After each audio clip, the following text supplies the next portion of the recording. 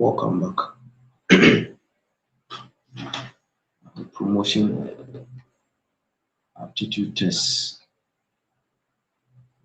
candidates.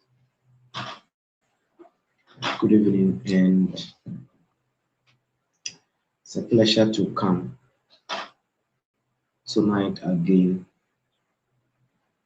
and share something valuable for our promotion aptitude test.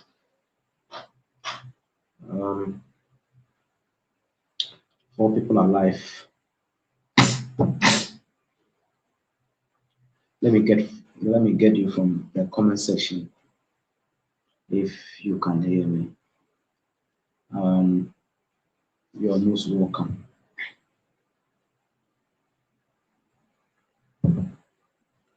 We have 10 people. Less than 1 minute or 1 minute. 10 people are live here. And good evening, boss. Good evening, boss 2, 12. Those who are, if my voice is clear, let me get you from the comment section. If my voice is clear, if you can hear my voice, let me get you from the comment section. 15 people are 18. Wow, we are going. Yes, rejoice. Rejoice Kuma, right? Okay, you're most welcome for tonight. Engagement, tonight discussions, tonight digests. You're most welcome to tonight once again, and we will not waste a lot of time. 30. Wow. Good evening, Naomi Jamfua, you are welcome. Thank you. Then you're most welcome. Let me get you. I'm watching you. Okay. Who is that? Ayamba. Okay. Yes, Doris. Is it Ahinabu? Doris, is it the first time? If it's the first time, kindly click on the subscribe button and subscribe. And like, everybody, click on the like button and like the video. Drop your comments. Okay. I momo you something yesterday. Rejoice. I've seen it. Thank you for your kind gesture. Good evening. Good evening, Helena. Helena, you're welcome. You're welcome. My voice is still not better, but we'll still save mankind. Let's dive into tonight's tutorial. No, we shouldn't waste time tonight at all. Now, if you're also having any challenges, leave it in the comment section, or you can pick my number on the screen and WhatsApp me with your challenge one-on-one. We'll discuss it. We'll discuss and share your challenge or share your grievances. Let's push the video forward. 38 people. Let me get each and everyone comments in the comment section. Wherever you are watching me from, drop your place where you are watching me. Good evening, Sir Smith. Good evening. Who is this? Techia Kwa Beatrice. You're welcome. 42. Let me get it from the comment section. Okay, let's dive into tonight's discussion.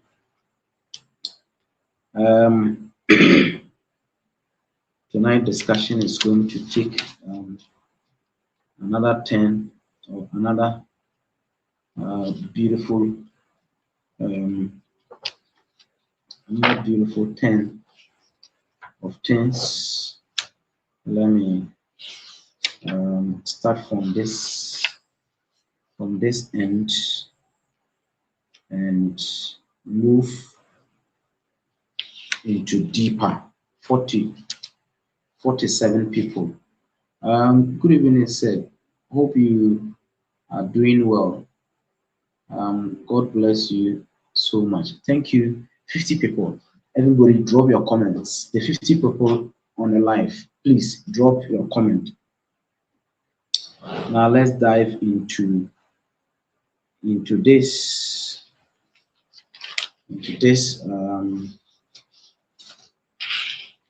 this way.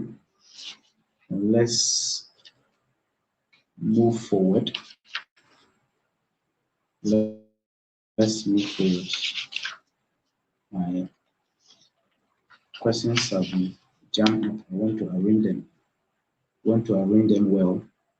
Then we start tonight whole kabudu. Tonight whole discussion. 54 people. Good evening. You're welcome. Where is it? Where am I going to start? Tonight's discussion is another special one. Sorry for the delay. Sorry for the delay.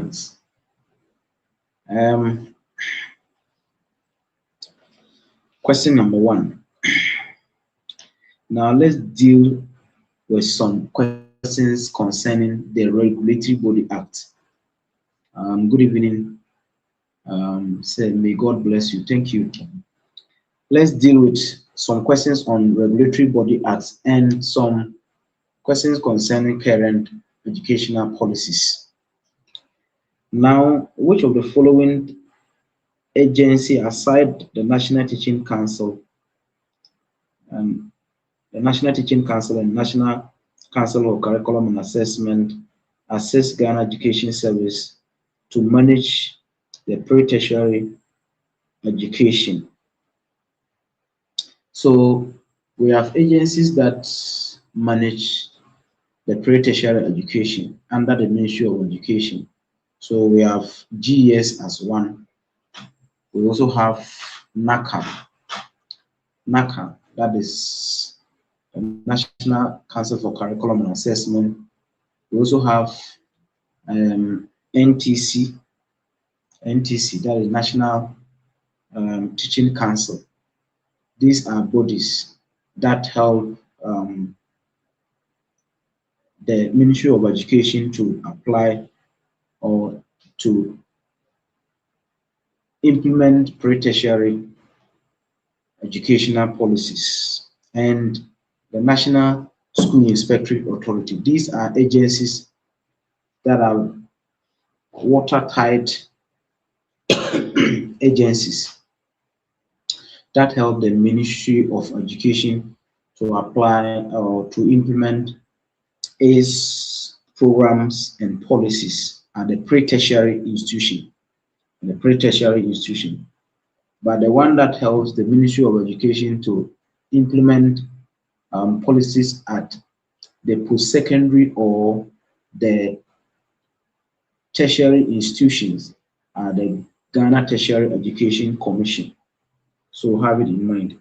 The Ministry of Education developed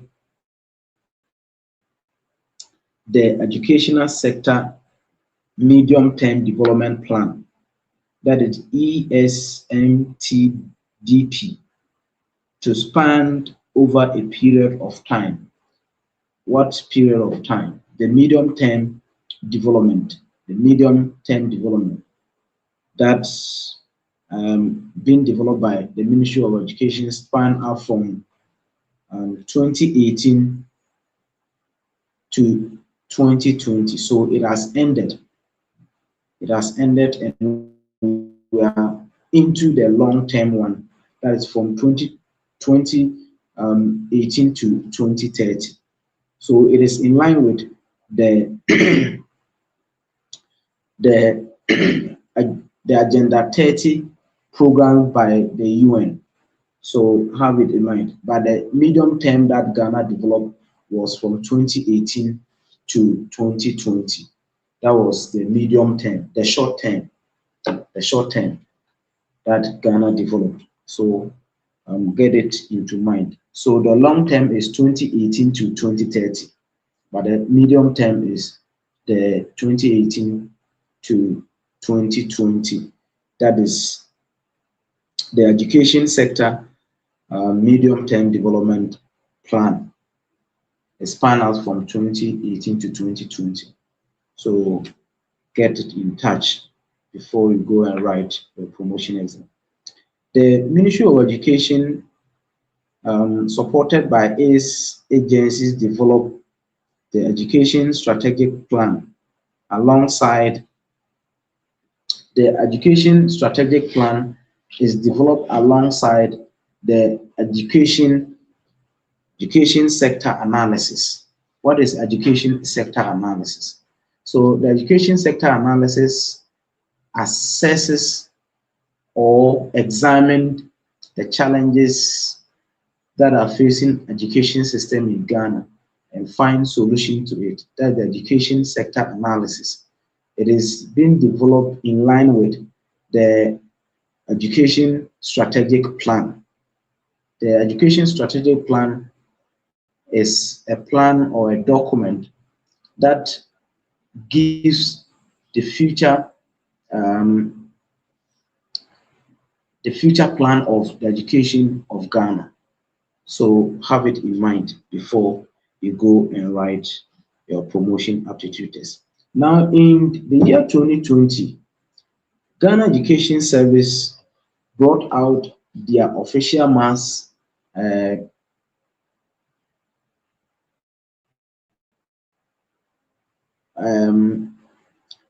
newsletter GES Today in 2020. So which month was it started? Or their mouthpiece? It is a form of a communication channel in which GS communicates their communicate all their information plans that they have for the education sector. So GS set up this mouthpiece to communicate their policies to the public or the masses. So in 2020, April, it was April that they started the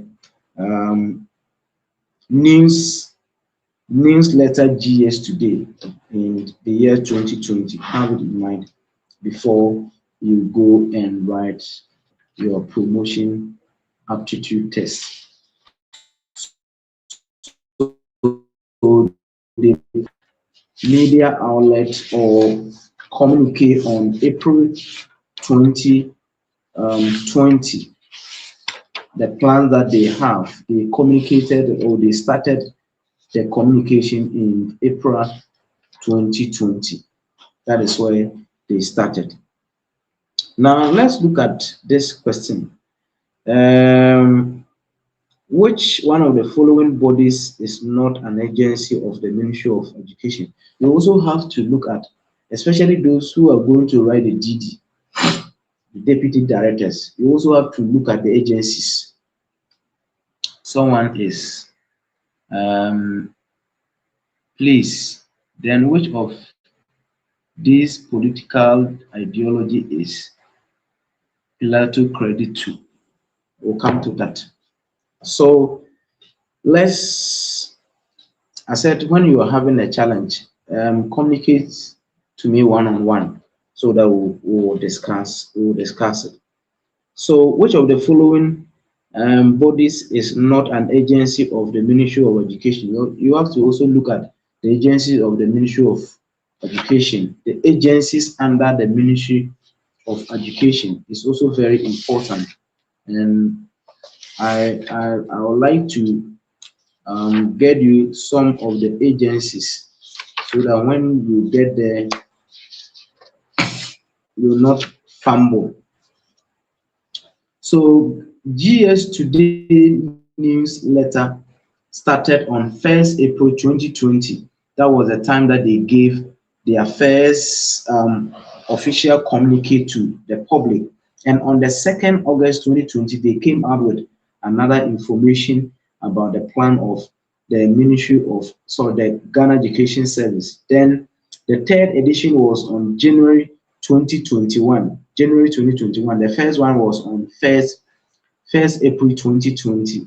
Then the second was the second edition was August 2020. The third was January 2021, and the fourth was June 2021. Then the fifth was January 2022, and the sixth was July 2022. Then the 7th edition, that is the special one, was December 2022. Now let's look at some of the agencies under the Ministry of Education that you need to also know them before you go and write your promotion aptitude test. So Ghana Education Service is one of the primary agencies. Sorry.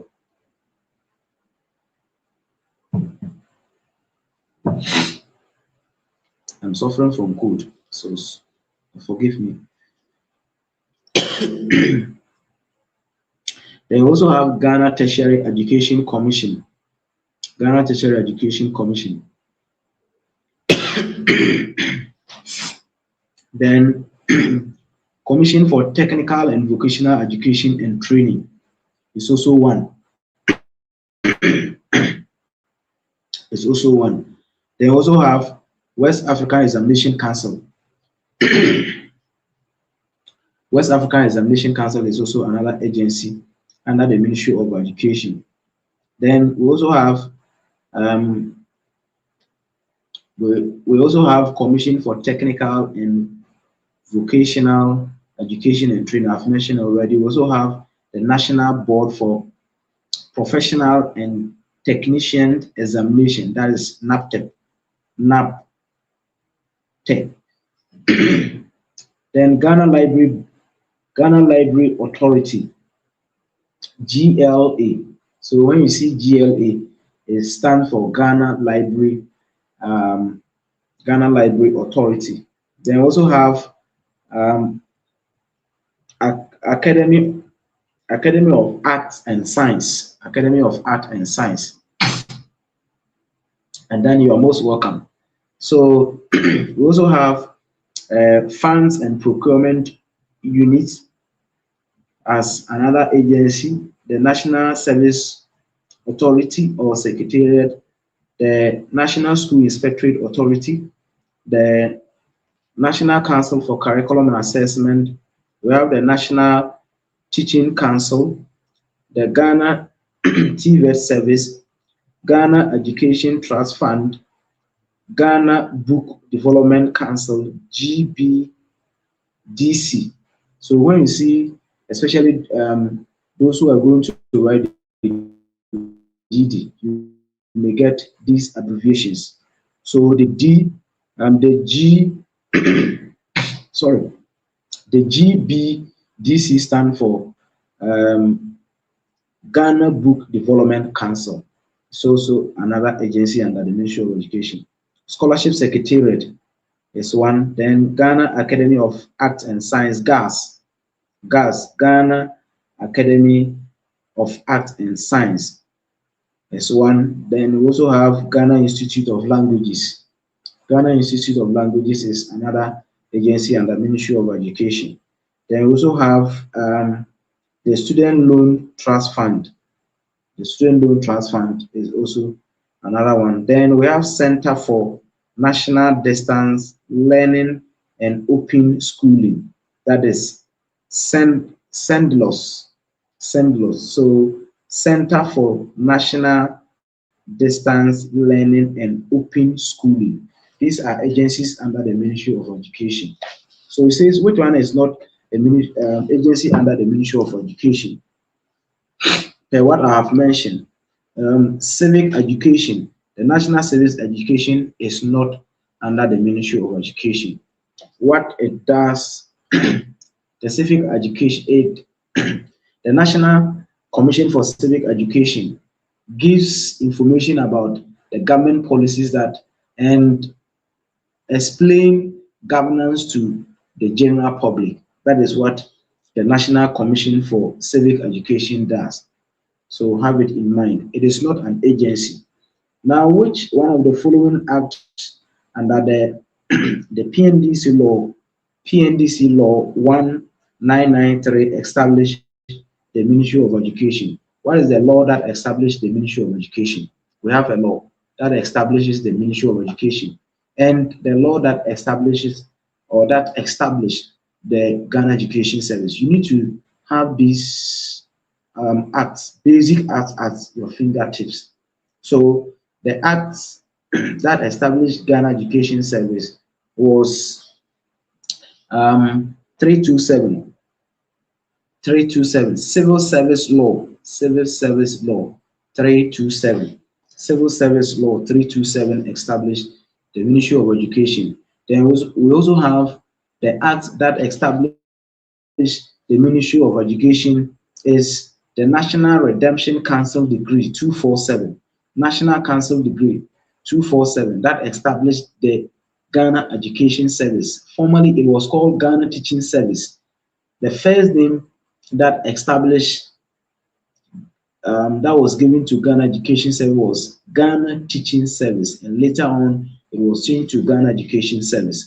So the the law that established the Ministry of Education is Civil Service Law 327. Write it down somewhere. Write it down somewhere so that then the law that established the Ghana Education Service is National Redemption Council Decree 247 in 1974. So GES was established in 1974, while the Ministry of Education was established in 1957. 1957 with a Civil Service Law 327. So have it in mind. Now, who chairs the District Education Oversight Committee? I know by this time most of you may get this question right. Who chairs the DIOC? Who chairs the DIOC? The one who chairs the DIOC is the District Chief Executive or the Municipal Chief Executive. He chairs or he in their meetings is the one that presides. So in a situation where the District Chief Executive is not around, the one who will stand in to chair the meetings is the chairman for the subcommittee on education. So have it in mind. When you meet it, you're able to do justice. Now, the body under the Ministry of Education responsible for monitoring performance tasks of agencies under the Ministry of Education. Listen to this question carefully. Which body under the Ministry of Education is responsible for monitoring performance target of agencies under the Ministry of Education? So in the Ministry of Education, it has a body that monitors all the performance of the agencies under the Ministry of Education. And this body is called Education Reform Secretariat. Education Reform Secretariat. Sophia, Ajewa, you're welcome. Is it your first time? Let me know if this is your first time. Don't forget to give this video a thumbs up. Everybody like this video. We have 119 people online with me. So click on the like button, 121. Click on the like button and like the video. And if this is your first time of coming across me, don't forget to Bene, is it Abina? Abina, this is your first time. Okay, you're most welcome. So if this is your first time, click on the subscribe button and subscribe. You see under your video on the right corner, you see the word subscribe. Click on the subscribe and subscribe. It's very important. So the body that is responsible for monitoring the performance tasks of all the agencies under the Ministry of Education is called Education Reform Secretariat. Education Reform Secretariat is in charge of this. Now let's look at this question. Which of the following is the highest decision-making body within a local authority under the Decentralized Education Management System in Ghana? Sorry, let me get.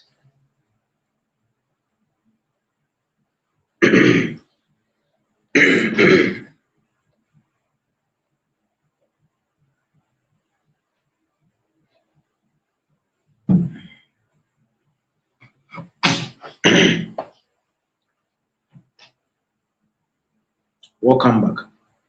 So the question says that which of the following is the highest decision making body within the local authority under the Decentralized Education Management System in Ghana? So this body that mind the affairs of the local authority under the Decentralized Education Management System in Ghana is the DIOC. So in every district or every municipal, the DIOC or the MIOC is responsible for the management of the education system in the locality. DIOC or the MIOC.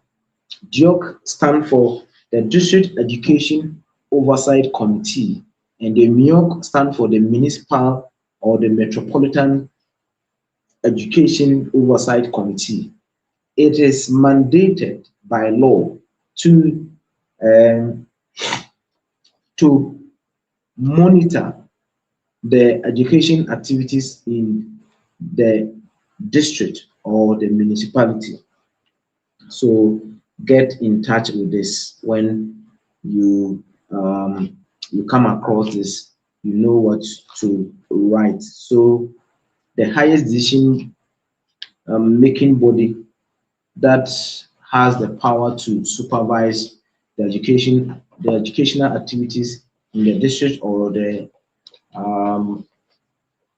municipal or the metropolitan is the DIOC or the MIOC. So have it in mind when you come across it. You may not be fumbling. Then which of the following statement about classroom management is true? Classroom management. What do you manage in your classroom? As a teacher, what do you manage? You manage the behavior of the learners. You manage the behavior of the learners. So when we are talking about classroom management, it's the same as behavioral management in the classroom. You manage the behavior of your students, your learners, your pupils in the classroom. So classroom management can also be related to behavioral management in the classroom. 127 people like the video. Please like the video. It's very important. Now, a teacher can use the following mechanism to create a welcoming learning space, except so which of these strategies or these mechanisms or these techniques can you use to welcome your learners? So what you can use to welcome your learners, one is by personalizing the classroom with a sample of the students' work. So when you get to the classroom and you post samples of the students' work, it welcomes them or it gives them the confidence that, no, this is my own classroom, so I shouldn't have any fear. So displaying their own artwork on the walls of the classroom welcome them or give them a very pleasant welcome to the classroom. That is one thing that you need to do. So when children do some work, place them on the walls of the classroom to welcome them or to bring them to the classroom as learners. Number two is supply the classroom with appropriate learning materials. Displayed a lot of learning materials in the classroom, especially when you go to the basic schools, especially the lower and the KG. You need to display attractive teaching and learning resources in the classroom to attract them, to draw their attention to the classroom, that they are there to learn. So have it in mind. Then the third one is that teaching students to keep their workspace tidy is also, so if the classroom is very tidy or very clean, very conducive, and very welcoming environment, it brings them the emotion of learning in the classroom and helping them to get whatever you are teaching them in the classroom. So, what is not most of the time important in displaying in the classroom by keeping on the classroom quiet? No, that is not. Learners, you cannot keep the learners quiet in the classroom. Surely a time will come they will continue to talk. Whatever you do to keep them quiet, they will still talk. So have it in mind. So a teacher can use the following mechanism to create a welcoming learning environment, except by focusing on keeping the class quiet. You cannot keep the class quiet. At a point in time, they will talk. So, and they need to talk. When they talk to develop their communication skills. They develop their communication skills when they talk among themselves. Then when they talk among themselves, they develop cooperative skills and collaborative skills in the classroom. So let them talk, but talk responsibly. Let them talk and talk responsibly. As a teacher comes to the class, the first activity is to organize the students into groups to answer questions on the board in their exercise groups as a way of reviewing the previous day lesson. While the students are working, the teacher moves around and takes attendance. Once the questions are answered, the groups present their responses to the whole class to be discussed the class before the day's work begins. Which of the following is the best describe the classroom setting? This is a rigid classroom. So a situation where children are not given opportunity to express themselves, that classroom is a rigid classroom. So students need to be given flexibility. They need to be given chance to operate within their learning capability, their learning environment, and according to their pace. But if you restrict them according to your plan, that is a restricted classroom or a rigid classroom. So have it in mind when you come across this. You're able to do justice to these questions. Now let's look at these questions too. Very important one that you need to deal with before you go and write. Now the Ministry of Education currently has how many agencies? We have mentioned the agencies already, so let's leave that one aside. Now the induction and the formal introduction of a beginning teachers into the teaching profession is known as what? So when teacher trainees come out from college, the first training that we give to them is termed as what? To introduce them to the work. That training that we give to them is called what? It is called orientation service. Orientation. We orientate them. We side their mind how they are going to see the job, how they are going to cope with the job, the challenges that are within the job, what they need to set up and do.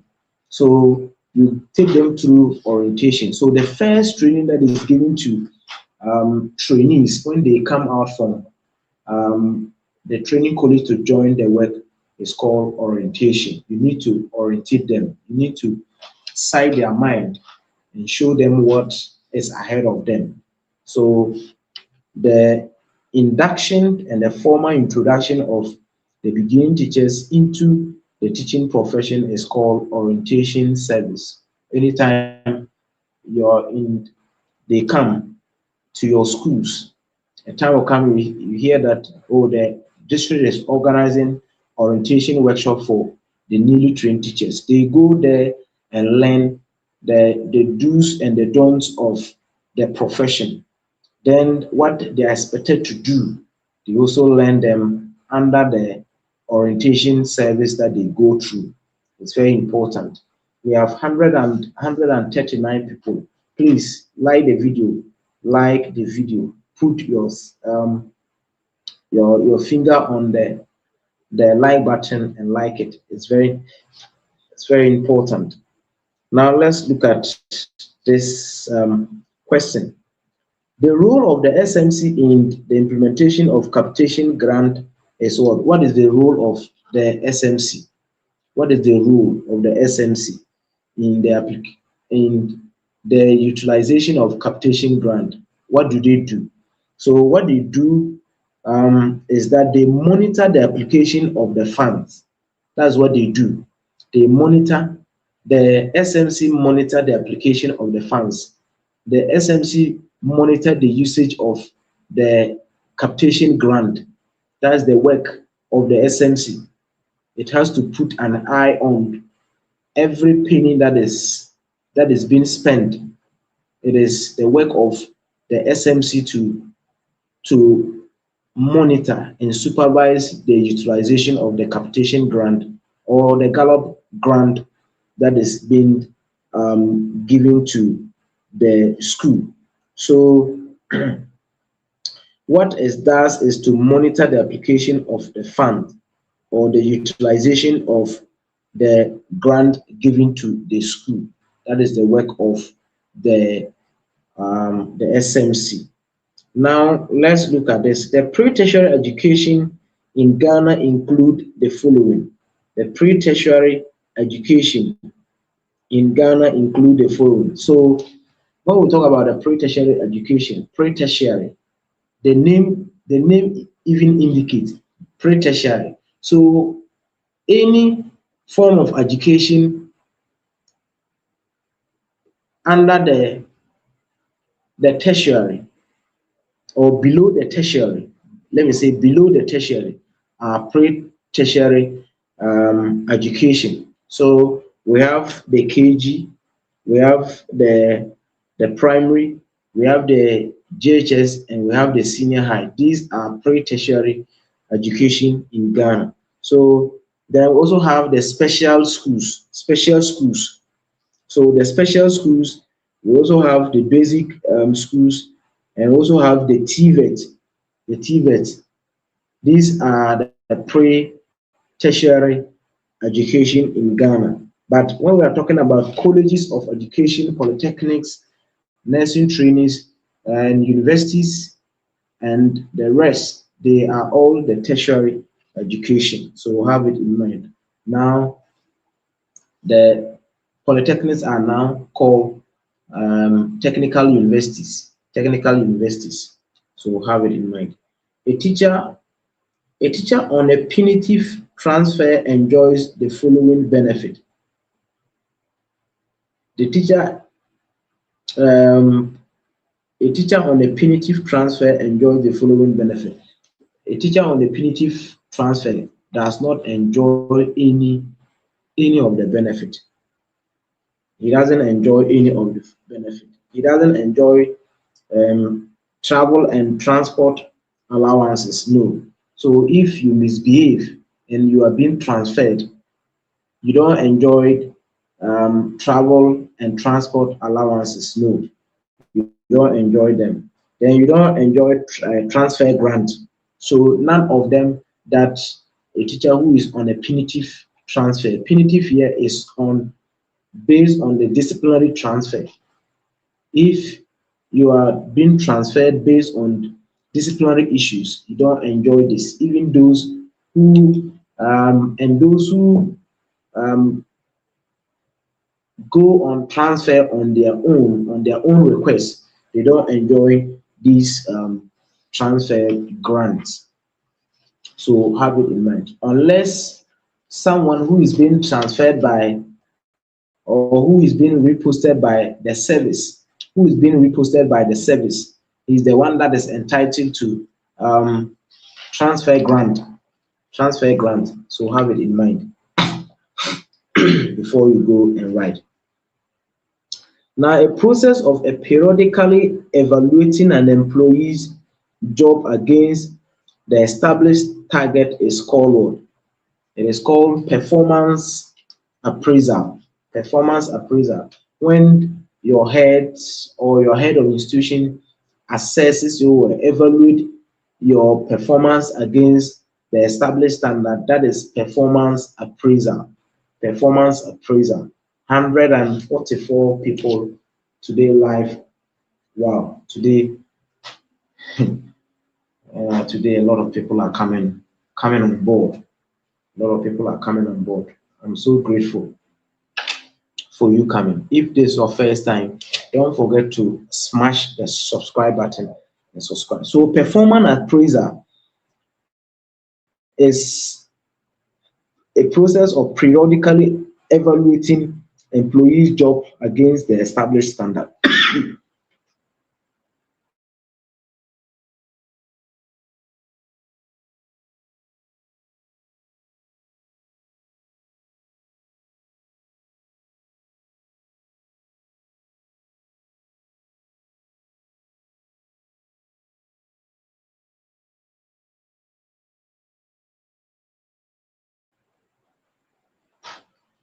Thank you. You're welcome back. I'm struggling, but said I'll try and save the promotion candidates. I'm struggling, but I'll serve you better. 45 people live now. So let's continue to smash the subscribe button and like the video. Comment in your comment section. When you finish, push the video to someone who is going to write. Now, let me use this opportunity to appeal to each and everyone live now. After you have written the exams, try to recommend this platform to another person who is going to write next year, because this platform will never end or will never stop the promotion tutorials. So recommend, save my number, then save the YouTube channel name and recommend it to someone or push it to someone to also learn next year and pass. Thank you, and let's continue. Let's continue. Now, the following are the functions of Complementary Education Agency of 2020. Complementary Education Agency, CEA. The short form of CEA stand for Complementary Education Agency.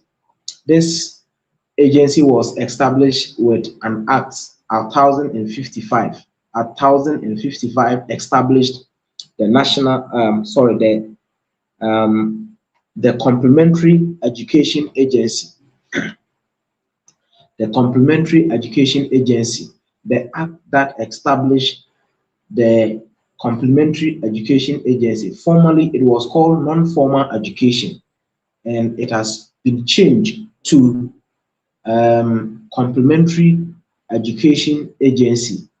The act that establishes is Act 1055, Act 1055, established the Complementary Education Agency. It was formerly called non-formal education. So what are the functions? One of the functions of this formal, non-formal education um, agency, now called complementary education agency, is one. It provides a functional basic literacy education to the to the disadvantaged group. That is one function that it performs. One function it performs is that it provides functional basic literacy education to disadvantaged group. Disadvantaged group. That is one function that it performs. Two, provide occupational skills training for different trade groups. So different trade groups, we can talk about tailors, hairdressers, artisans, welders, and many more. This is what the complementary education agency does, providing these kind of services or these kind of training to different trade groups. So provide occupational skills training for different trade groups. Then the third one that it does is that it equips learners with knowledge, attitude, and skills to enable the learners to improve the quality of life in their communities in the lifelong learning. That's what the complementary education agency does. So what it doesn't do is that it does not formulate national policies for skills development across broad spectrum of pre-tertiary and tertiary education. That's not what it does. So what it does are the three things that I have mentioned. So when you go, try and look at them very well. If you've come across this question, any way that it will be reframed, you'll know what to do. Now, it has a board members consist of 11 board members, 11 board members, or the board consists of 11 members. The membership of the complementary education agency board consists of 11 members. GS Council is 12. Then TVET service is 15. Council members 15. TVET service. GS Council 12. Now complementary education agency is 11. So have it in mind. Now let's look at another question. We have spent 48 minutes. 48 minutes. While we are learning, please try and jot something down so that you will not fumble when you meet these kind of questions. And what we are discussing, whether we like it or not, most of them will come. So if you are able to go through this, surely you are going to get a good result. How can a teacher develop creativity in learners? How can you develop creativity in learners? You can develop creativity in learners by playing their thoughts by provoking games. So games that allow them, or games that prompt them to act or to create something. So if you want to develop the creativity of learners, you have to use games that will provoke them, or that will encourage them, that will motivate them to create something. So you have to use provoking games to develop their creativity, to be creative in the learning environment. So have it in mind. When you meet it, you're able to get it correct. Sorry. Now, the following are interventions and programs designed by Ghana Education Service to facilitate effective teaching and learning in the public basic education, except. So, what are some of the policies that have been established or interventions that have been put across to improve effective teaching and learning? One is capitation grant, capitation grant. And one is the feeding grant. Capitation grant is one, feeding grant is one. Then another one is the district teacher support team. The district teacher support team. There is a team in the district that support the teachers to help learners in effective teaching and learning. So the district support team is one, school feeding two is one. So the one that is not part is public accounts committee. Public account committee is a body set up by Parliament to look into the disbursement of the consolidated fund. The Public Accounts Committee is a body set up by Parliament. It's a bi-political body, or involves two political actors, committees, where they sit on and look into the expenditure of Ghana's purse. So if you have been given monies and you have misappropriated, you have misused it, you have caused an embezzlement, then the Public Account Committee will call you to come and answer questions on how you have spent the money. So the Public Account Committee is not an intervention, or it's not a program to help in effective teaching and learning. So have it in mind. When you meet it, you know what to do in your promotion aptitude test. And surely what we are discussing, most of them will come in a promotion aptitude test. Now let's look at this unique question. Now, policies and programs in Ghana Education Service are taken at the headquarters and are expressed and implemented at the various level of the service. We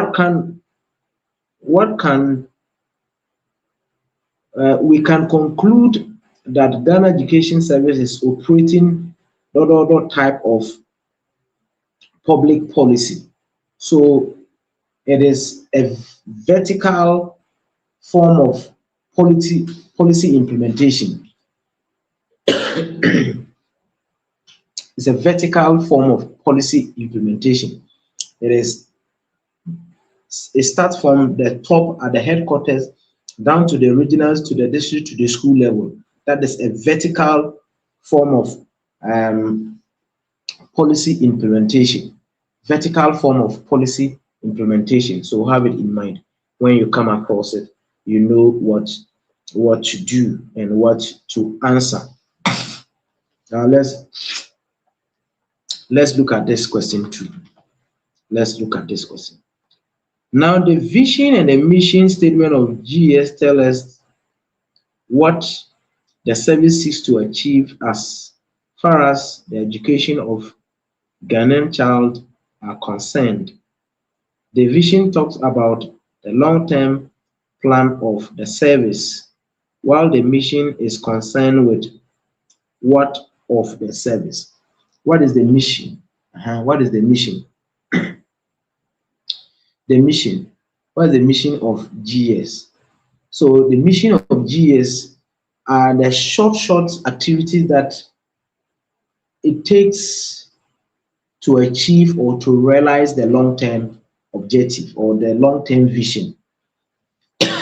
So the strategies, the mission of GES is concerned with the strategies for attaining the long-term goals.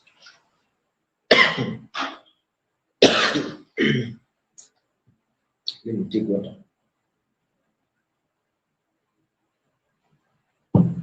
So the mission of GES is concerned with the strategies for achieving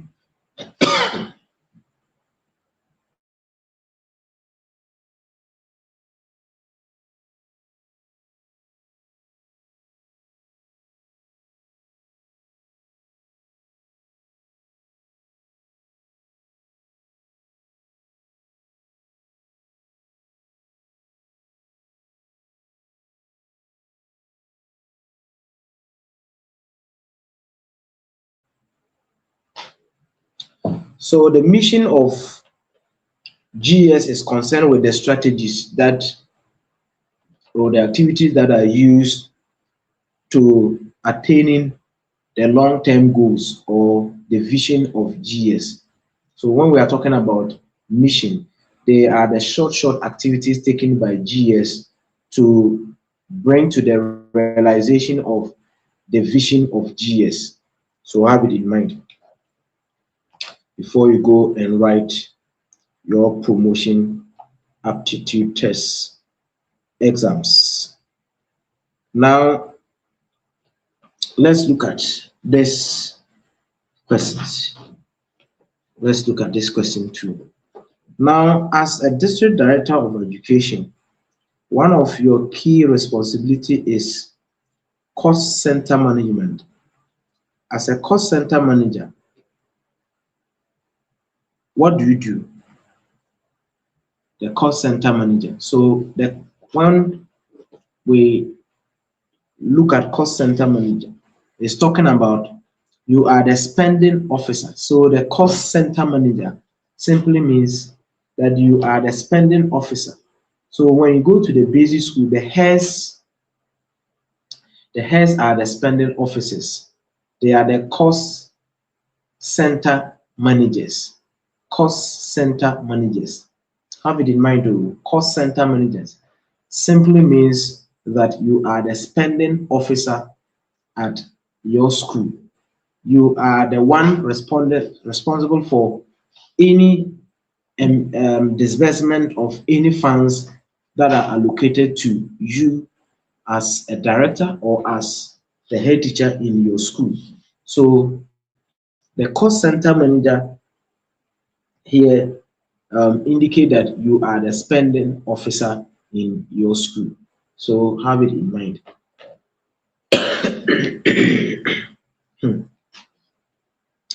I'm just trying, but it shall be well. The highest decision-making body on educational matters at the district. So you see how the question can be reframed in so many ways, but the answer still remains the same. The answer remains the same. The question can be reframed in so many ways, can be rebranded, can be turned into so many ways, but the answer still remains the same. So look at this question. The highest decision-making body on educational matters at the district is called what? It is called the District Education Oversight Committee. So have it in mind. When you come across this, you be able to pass your promotion aptitude test. Now let's look at some of now yesterday we looked at leadership for learning. The questions keep on being rebranded in different ways. You rebrand the questions in different ways. Leadership for learning principles include the following, except as I said, leadership for learning has about 5 principles of learning. So focus on 1, focus on teaching, then 2, learning environment, 3, learning dialogue, 4, shared leadership, and 5, shared accountability. These are the 5 principles of leadership for learning. Surely you will meet them if you come up. If it comes in the promotion aptitude test. Do justice to it for me. Now let's look at this one. As a head teacher of a school, which of the following statement cannot complement the fact that everybody or everyone is a learner? As a head teacher of a school, which of the following statement cannot complement or cannot indicate the fact that everyone is a learner or everybody is a learner? So these are some of the things that indicate that everybody is a learner. So everybody is a learner in this situation is that everybody is learning. You as a head teacher, you are learning on your job. As a classroom teacher, you're also learning on the job. The learners learning, they're also learning on their learning process. So everybody is a learner. So these are the activities that indicate that everybody is a learner. One, classroom walls must have charts and pictures with relevant information. So if classroom walls are being used as billboards where charts are placed, where pictures are placed with relevant information, the children will get into the classroom and learn. Then encourage teachers to attend PLC learning. So when you encourage teachers to attend to PLC learning, everybody there or every teacher in the PLC is a learner. Every teacher in the PLC learning process or PLC meetings is a learner. So here everybody is a learner or everyone is a learner. Then two, so I said the second one, it encourage teachers to attend PLC learning communities meetings. So when teachers attend, they learn. When teachers attend PLC meeting, they learn. So they serve as learners at that circumstance.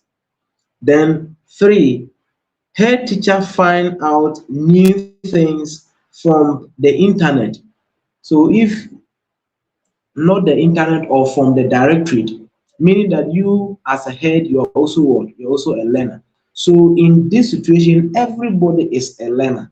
What we are doing here, I'm learning from you, you're also learning from me. So everyone here is a learner. No one is a master or no one is a teacher, but everyone is a learner. You're learning from me, I'm also learning from you. So you are a learner. So making teaching more attractive is not and it's not anything that indicate that everybody is a learner. No. So those things that I've mentioned shows that everybody is a learner. The head learning things from the internet, at that situation, he is a learner. Teachers attending to PLC meetings, at that point, the teachers are learners. Then learners reading things from the walls, reading pictures, reading from the charts being displayed on walls, at that situation, they are learners. So when we say everybody is a learner, it simply means that everybody is learning on his or her job. So have it in mind when you come across, you're able to do justice to this. Now let me come to this question.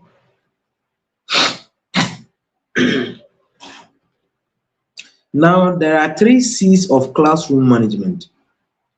3 C's of classroom management. 3 C's of classroom management.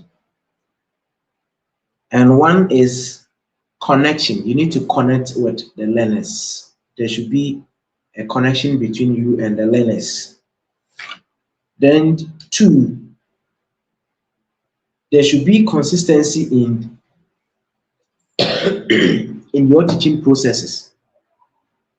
There should be consistency. You need to be consistent. That is the second C. The third C is you need to have compassion. You need to have compassion.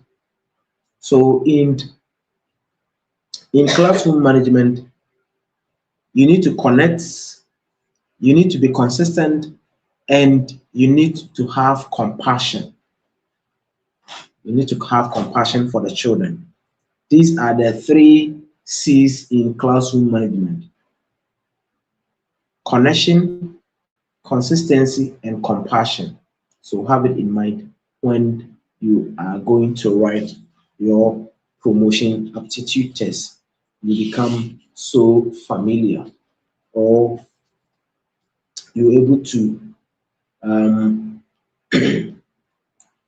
pass your promotion aptitude test. Now, in a well-managed classroom, students know what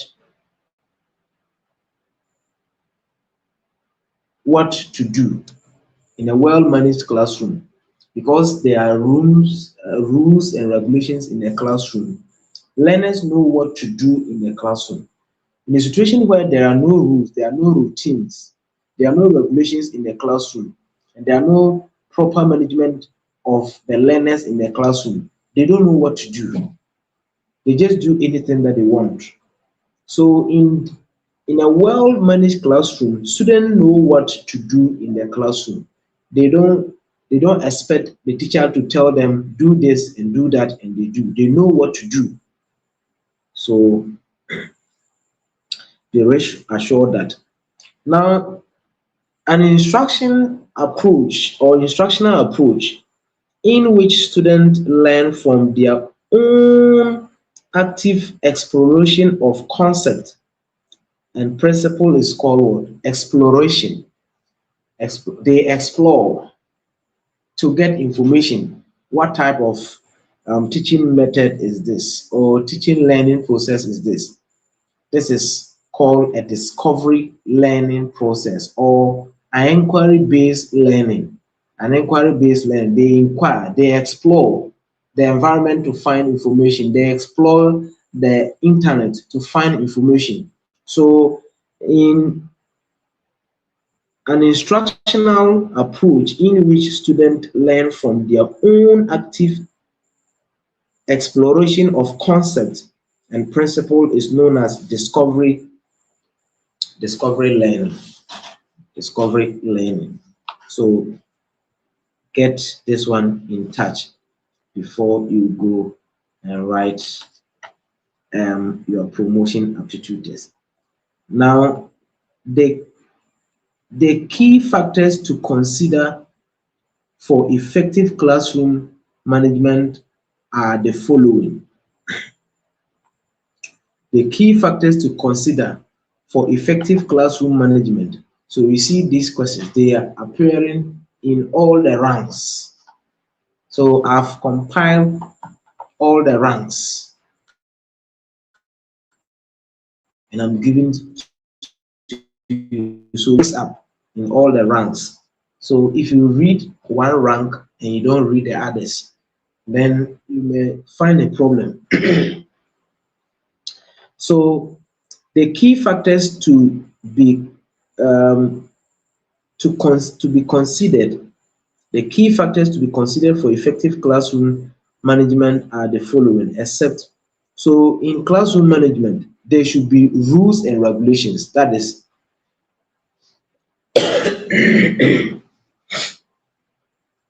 that is the number one thing in the classroom management. There should be rules and regulations, simple rules and regulations, or simple routines and procedures in the classrooms. Then effective communication is also one. Then you also have positive reinforcement. Positive reinforcement. Positive reinforcement is also one. So what we don't have in the classroom is positive punishment. We don't have positive punishment. We don't have positive punishment. So let me get the last question then, or the last two. question, and we bring tonight's tutorial to an end. The last one. An expected level of knowledge, skills, and attitude that a learner must attain at each grade level is called what? Now we are dealing with the new curriculum. We are dealing with the new curriculum. Terminologies in the new curriculum. You are going to meet them in the promotion aptitude test, whether you like it or not. That's the truth. You are going to meet them. You are going to meet them in the promotion aptitude test. The new terminologies, content standard, strands, exemplars or exemplar, performance indicators, and the rest. You are going to meet them. So take your time and read those areas too. Just glance through them. You know them, performance indicators. You need content standard. These things, you're going to meet them. So an expected level of knowledge, skills, and attitude that a learner must attain at each grade level is known as what? It's known as content standard. Content standard. So the content standard are the specific knowledge, the specific skills, the specific attitude that learners are supposed to learn at their specific grade level. Their specific grade level. Like grade 1, that is B1, B2, B3, B4, B5, B6, and B7, B8, and the rest. That's their grade level. So knowledge that they are supposed to acquire, skills that they are supposed to develop, and attitude that they are supposed to put up at that level is what we term as content standard. Content standard. Content standard. So have it in mind. Then DODO measures performance against a set of learning targets, which helps to track and monitor the progress of learners. What answer is that? That is the performance indicators. So the performance indicators are the performance indicators measures the performance against the set of learning targets, which help to track and monitor the progress of the learners. Let's end here, and we shall come tomorrow if God willing. If God give us the strength, we shall come back again. Thank you. God bless everybody for coming up. But those who have just joined us, please kindly support us. Kindly support us. Today, I spent 113 minutes, and now I want to show you the data that I've used. Today, I've used 1.7 gig. 1.7 gig. Yesterday, I used close to 3 gig. Please, we need your support. The Momo line is just on the screen. It's on the screen. Check on the screen. It is there. 0241689 Support us, and let's also support you. God bless everybody. Continue to come around and let's share. So we'll always come in the evening and share, but in the afternoon time, you can prepare your specific time and go through any material that is important for you to pass the promotion exams. Please don't forget to learn. Don't depend on this platform alone. Also have your ample time to also go through and learn something. Please, it is very important. Have your ample time. Now it's less than 11 days. It is less than 11 days. Please work harder. Put up your best. Take it as a World Cup finals. Take it as a war that you must win. Take it as a battle that is in front of you that you need to win. Please win the battle. Winning the battle here, you must learn hard. You must, the few days ahead of you, you must you must lace your shoes and face the battle and win the battle. It is not difficult. If you learn, it's not difficult. You use less than 20 minutes, 30 minutes to answer the question. And I hope each and everyone will pass. Leave your comments in the comment section. If you have any challenge, you can put up right now for us to discuss, or we say goodbye to tonight's lesson. God bless everybody for coming along. Support us. Support. The support is very much should be massive, so that we'll buy a lot of data. People are living. Please support. We need your support. So thank you for the advice. So work hard. Now, let me tell you, one of the cheapest areas to answer the questions are the true or false questions areas. The true or false questions areas are the easiest answers, the easiest questions that you can answer. The easiest questions that you can answer are the true or false questions areas. And that place, if you're able to get everything, or you're likely to pass your promotion. They are not difficult. And most of the time, the clue is that the questions that are used in the objective test, most of them are the one that they use some negative words to confuse you. So most of the times, the questions that are used in the objectives, they are the one that are used. So going through the questions in the objectives, the selection type of questions, when you are reading, check them very carefully. Most of the time, they are the ones that they use in they rebrand them in the true or false questions. So be very careful. Then when you read the question, let me give you this clue. When you read the question, now people are living. Let me give you, somebody will say apple. Let me give you something to live on. Let me give you something to live on. People are living, and they will surely lose it.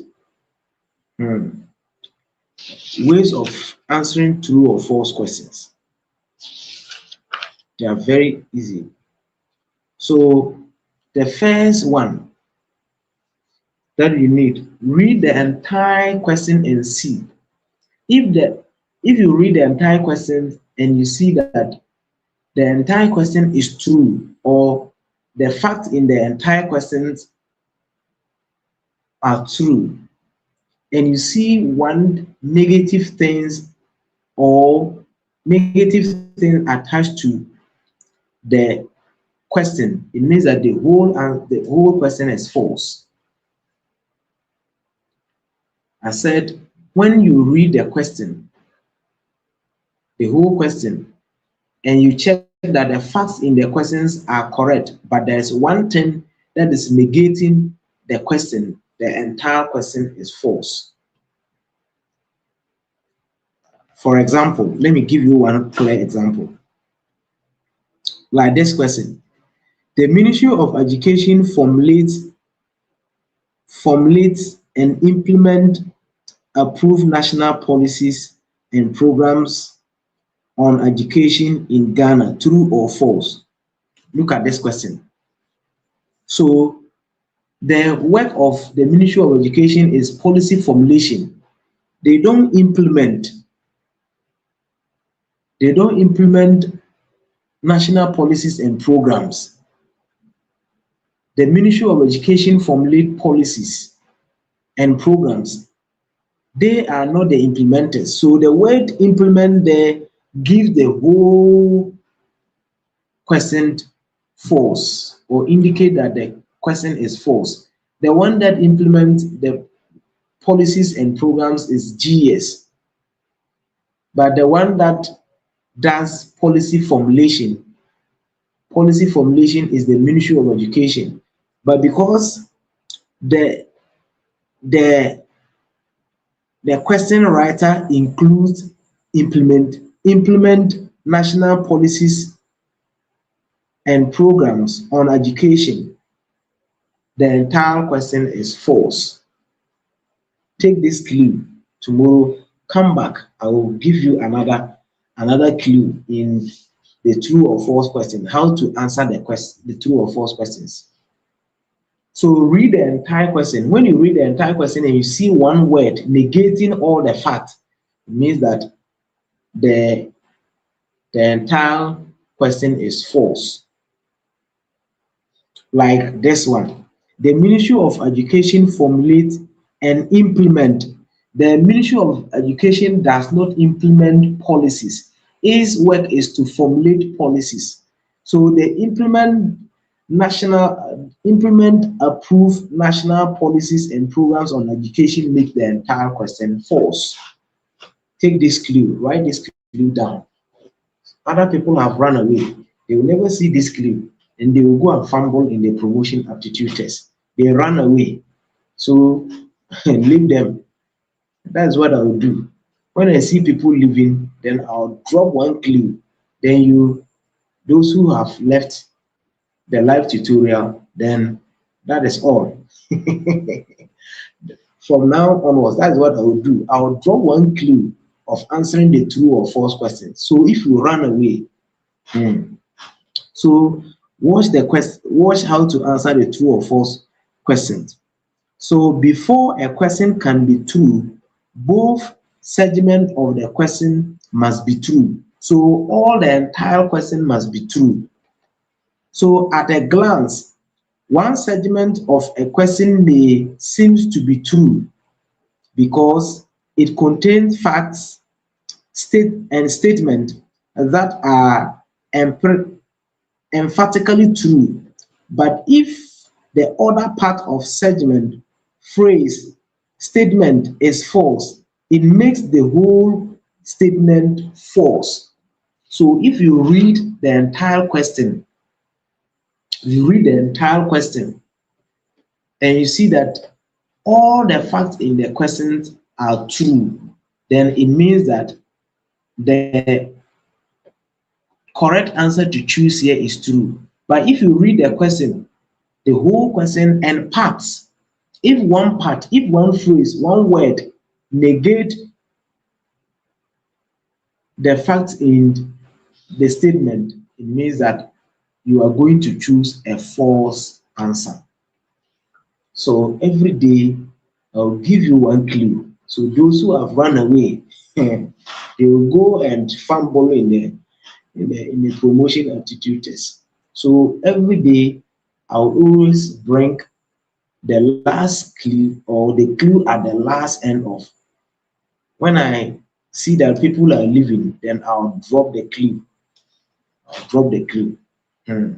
So those who are still on the live, take this clue, write this clue down, and you're going to pass your promotion aptitude test. Have a good night, and we shall meet another time. Shalom. Bye-bye.